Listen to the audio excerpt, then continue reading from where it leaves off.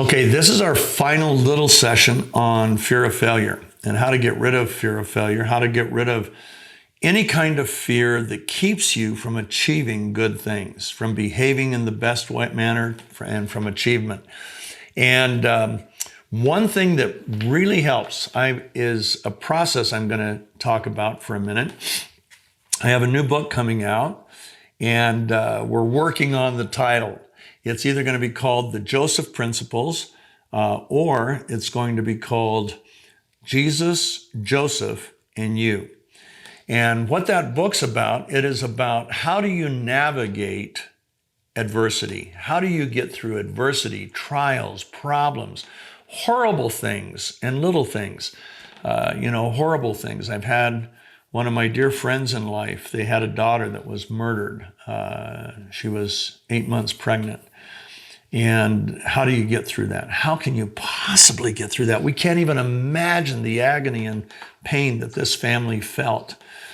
And how do you get through little pains like getting fired, losing your job, finding out that one day somebody, maybe your spouse, shows up and says, "This is it, I want a divorce," or whatever. How do you navigate trials? The good news is there's some really good stuff. In fact, that's kind of what the Joseph Principle is all about. And one of the things that I teach that we're going to get into later, maybe we'll do it even now, is a process called treasure hunting, and how you can treasure hunt your adversity to find. There's treasure in every adversity. Every bad thing that ever happened to you, believe it or not, there are things that can come out of that are really amazing. In fact, I'm going to give you a bonus section right after we do this, where I will go ahead and I will teach you treasure hunting, because it is truly life-changing. It will get rid of a lot of resentment, bitterness, anger. If there are people in your life that you can't forgive, you'll actually, after you go through this process, you'll have the power and the ability to actually truly forgive them. It's truly amazing. Once again, I didn't invent it. I just learned it from my mentor, my dear brother, Gary Smalley. But right now, what we need to do is take the fear of failure away from you. And one way to do that is we have you look at your past failures. Do you know failures are your second greatest teacher? The best teacher is a mentor being defined as someone who has achieved extraordinary outcomes in the area that you would like to achieve extraordinary outcomes. So even though a person could be Bill Gates, they might not be a good mentor if you want to improve your marriage, right? Gary Smalley is a great mentor unless you want to build a company like Microsoft, because he wasn't a skilled businessman. So finding the right mentor for the right effort on your part is really important. But this is really critical, that you realize that your failures can be your greatest teachers. When I started in direct marketing, direct response marketing, what direct response marketing is where you see a commercial on TV and the product's not in a store. Instead, they either give you a telephone number or a website to go to, and you order direct from that company. That's direct response. And that was my life for 35 years, was direct response television. And my first year, originally, we were confined to 2-minute commercials. You couldn't buy a program length commercial that became known as an infomercial. You could only buy up to 2 minutes from any TV station in the country. And so all of my brands that I built, that I launched, were all done in the early days, the first 10 years of our company, from 76 to 86, they were all done with 2-minute commercials. And I remember my first year, 50% of the commercials that I produced on the projects that we did as a company were home runs. They drove lots of phone calls, tens of thousands, hundreds of thousands of phone calls. And but the other 50% were strikeouts, complete swing and a miss. Now, I hated strikeouts because strikeouts means Number one, you wasted your money and your partner's money. And so we hated wasting money, hated losing money. And every strikeout was a financial loss. Every strikeout meant a celebrity. I had to call the celebrity, their manager, their agent, and their lawyer and explain why they thought it was going to succeed and we thought it was going to succeed, but it failed.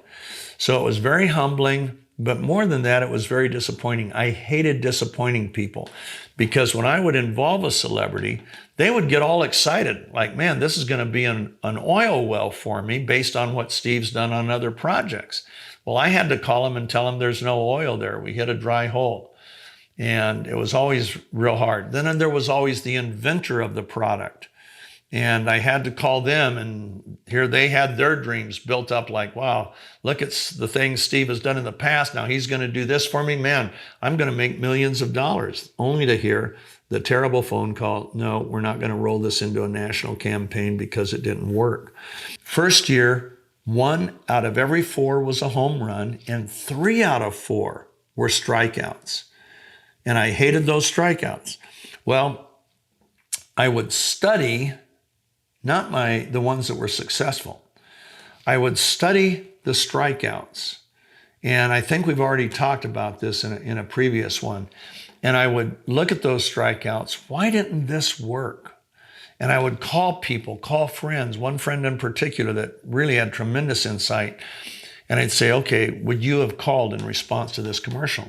No. Why? Well, because of this and this, or this and this, or this and this.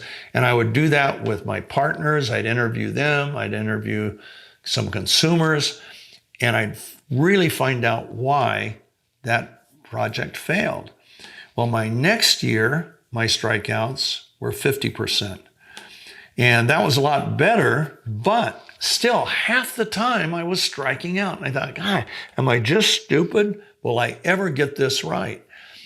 And once again, I analyzed those failures. Third year, 3 out of 4 were home runs, 1 out of 4 were strikeouts. That was the year I found out the industry average, the industry hit rate, was 1/2 of 1%. So in the industry I was in, 199 attempts at new commercials, new projects, failed. And only 1 out of 200 succeeded. And I was succeeding 3 out of every 4 hit times at trips to the plate. So I found out, wow, I'm really doing good. I'm really glad that I didn't know that statistic in my first year. Why?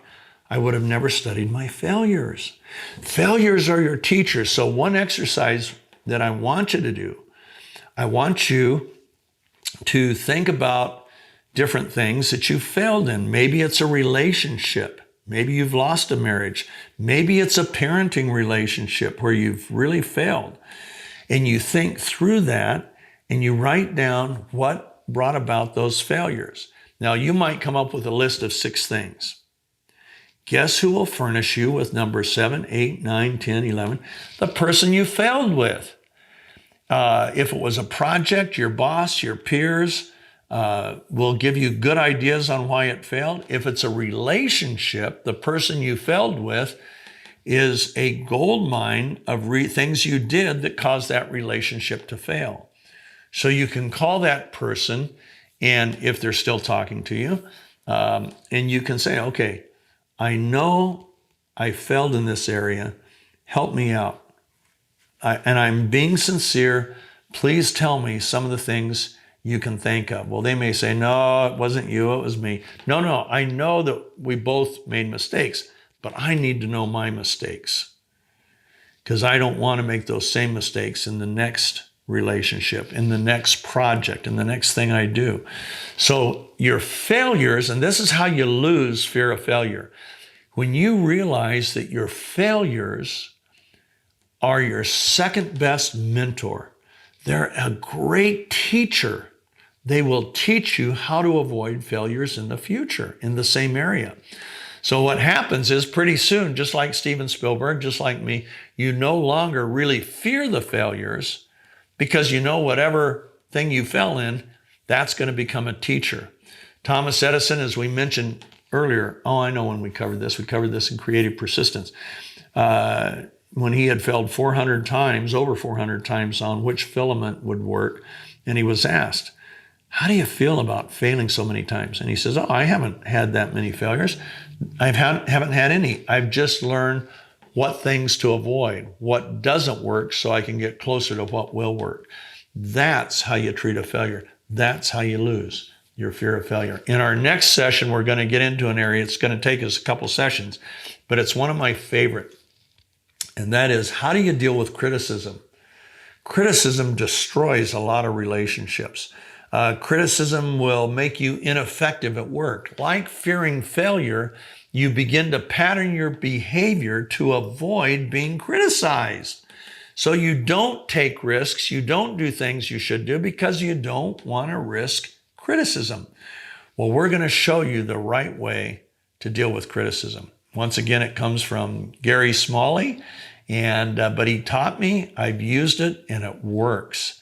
So if you're afraid of criticism, I can't wait till our next session, and I hope you'll like it too.